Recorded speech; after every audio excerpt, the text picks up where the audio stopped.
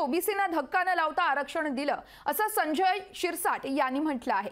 तर या आरक्षणावरून मुख्यमंत्र्यांना अडचणीत आणण्याचा प्रयत्न केले गेले असल्याचं देखील यावेळेस त्यांनी म्हटलंय। तर ओबीसीला धक्का लागेल असं काही लोक बोलतायत, त्यांनी राजकीय जोडे बाहेर ठेवून मग भूमिका घ्यावी असं म्हणत शिरसाट यांनी भुजबळ यांच्यावरती हल्लाबोल केलाय। त्यांनी कॅबिनेटमध्ये चर्चा करावी, नाही ऐकलं तर भूमिका घ्यावी असं म्हणत संजय शिरसाट यांनी भुजबळ यांना सल्ला दिलाय।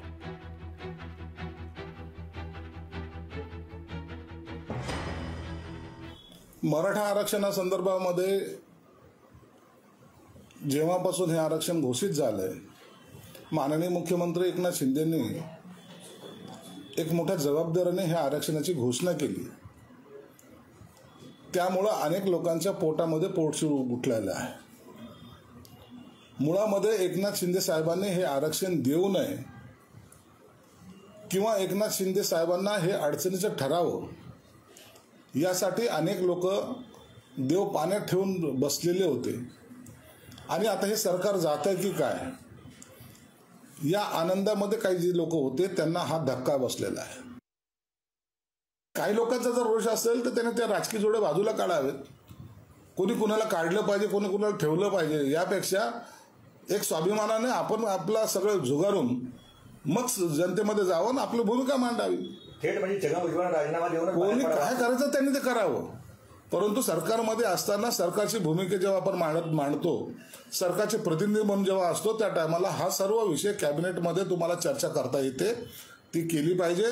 मुख्यमंत्र्यांशी केली पाहिजे, दोन्ही उपमुख्यमंत्र्यांशी केली पाहिजे आणि तो तुमचा निर्णय ऐकता का ठीक नसता तुम्ही तुमचा निर्णय घ्यायला सक्षम आहात। म्हणून एकीकडे हे आपल्या सरकारची भूमिका, दुसरीकडे तुमची भूमिका यामध्ये गल्लत होता कामा नये, हे त्यांना माझी विनंती राहणार आहे।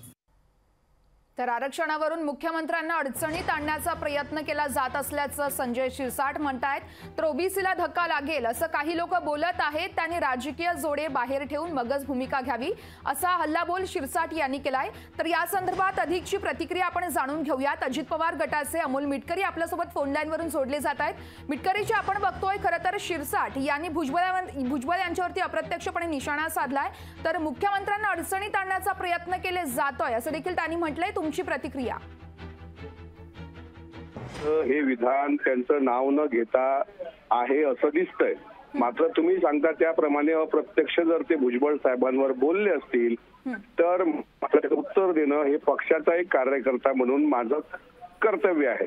मी तुम्हाला एक सांगतो, महायुतीमध्ये अशा स्टेटमेंटनी म्हणजे जे संजय शिरसाटांनी दिलं त्यामध्ये वितुष्ट निर्माण होता कामा नये याची काळजी महायुतीच्या तिन्ही घटक पक्षाच्या सर्वांनी घेतली पाहिजे असं ठरलेलं असताना आता जे भुजबळ साहेबांबद्दल ते बोलले त्याचं कोणी समर्थन करू शकणार नाही। भुजबळ साहेब ओबीसींचा लढा 30 वर्षापासून लढतायत, त्यांच्या भूमिकेवर ते ठाम आहेत आणि त्यांचं नाराज असण्याचा किंवा मुख्यमंत्र्यांना त्यांनी दिवसण्याचा किंवा वितुष्ट निर्माण करण्याचा कुठेही प्रयत्न केलेला नाही। त्यामुळे संजय शिरसाटांचं हे वैयक्तिक विधान आहे, महायुतीचं याला समर्थन असू शकत नाही। महायुतीमध्ये खळा पडेल असं वक्तव्य कृपा करून कोणीही करू नये। नक्कीच अमोल मिटकरीजी धन्यवाद तुम्ही दिलेल्या प्रतिक्रियेसाठी। आपण बघतोय संजय शिरसाट यांनी आता भुजबळ यांच्यावरती हल्लाबोल केलाय।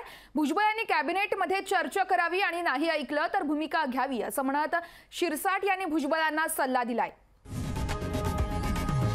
लोकशाही मराठी ऐका, पहा, जागरूक रहा।